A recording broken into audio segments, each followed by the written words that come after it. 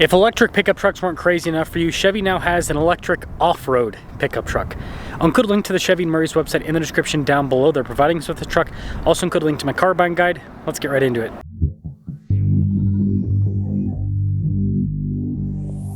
When it comes to EV specs, 478 miles of driving range, 725 horsepower, and then 775 pound-feet of torque with the max range Trail Boss.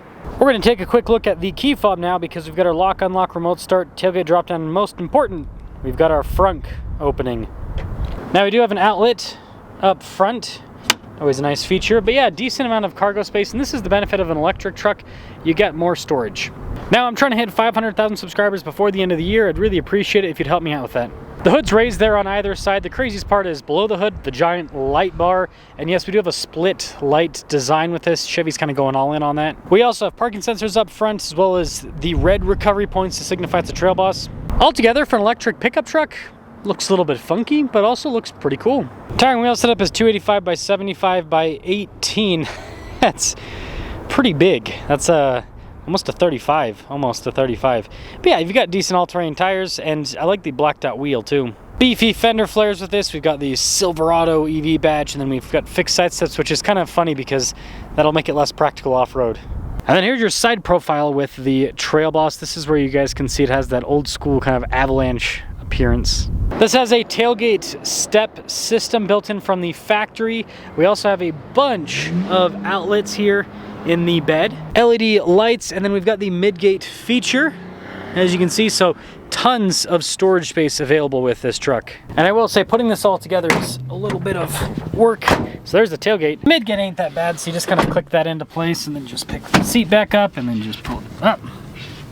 Done. Tailgate design's pretty sharp. You still have the bumper steps in normal Chevy fashion, parking sensors in the rear, and that'll sum things up for the exterior. This week's giveaway features a limited edition 850 horsepower Mustang Dark Horse, as well as a custom 455 horsepower Bronco Raptor, and $45,000 to cover the taxes on the vehicles if you win. Use code BHC or click the link in the video description or the pinned comment. This will give you 4x entries on any donation, $25 or more. Not only that, these donations go to help both children's and veterans charities. So click the link below. Best of luck, and hope to see you in a Bronco Raptor and Mustang Dark Horse soon.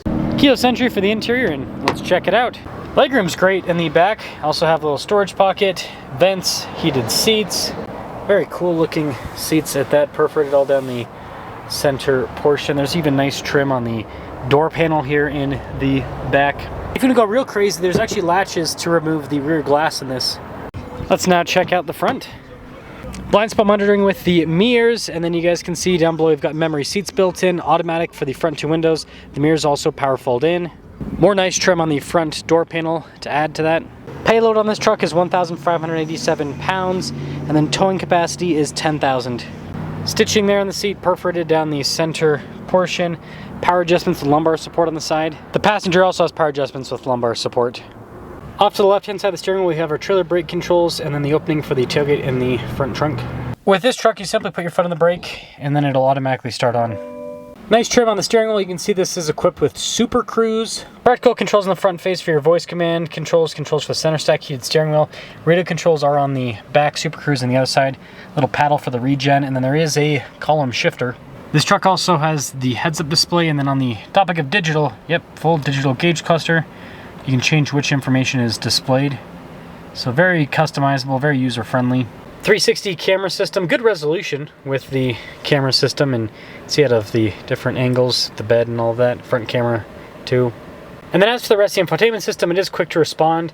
A lot of stuff is built into the screen. For example, to turn the vehicle on or off. The headlights, it's also built into it. The drive modes are built into the screen. And you can see the response time's pretty quick. It does take a second for stuff to load up. And then climate controls are always accessible at the bottom. Dual zone climate, heated ventilated seats with this. They do also give you some physical knobs for some of the climate functions. And then we do have the phone charging pad with some USBs below that. Cup holders, big center console, lots of space with the USB port. Nice trim on the top. There's also storage above the glove box, which is a nice addition. Camera rear view mirror, and then we do have a glass roof. I'd recommend getting window tint on it.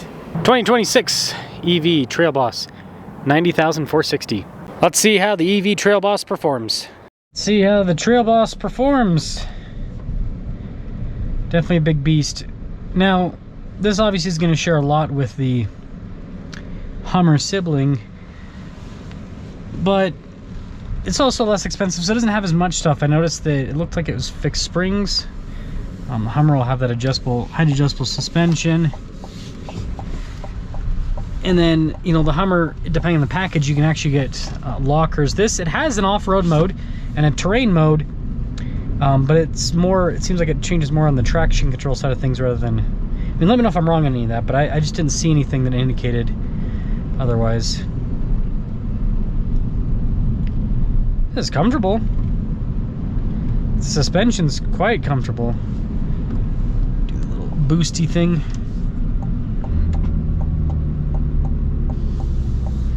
I know people are like, why are you doing the boosty thing if you're not accelerating yet? Just give me a second. Yeah, it's got some power. Again, EVs, I'm never really, I'll be honest, I'm never really excited to like accelerating an EV because they're all just fast. It's not like, oh, there's a slow one. They're all just quick. So, it's kind of expected.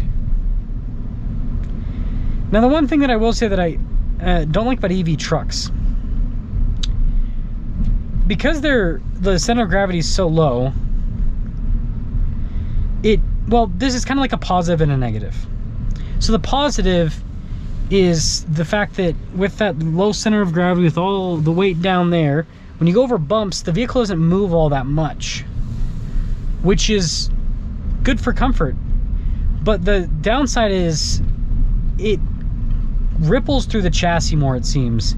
It seems like you've got, when you hit something, when you go over a bump, because it has all that weight down low and it's just a heavy vehicle in general, very heavy vehicle, it just seems like it just hits harder. The vehicle, you can hear the chassis moving more. You don't really feel it, you just hear it. It's a little bit concerning in a way. So, as long as it stays together, it's fine, but if it doesn't, it's like, ooh, a little bit spooky. Yeah, I mean, the ride's super smooth, it's quiet. I mean, let's see how thick the glass is on this. It's actually not that thick, surprisingly. Yeah, it's not even double pane or anything. Seems like it's pretty insulated.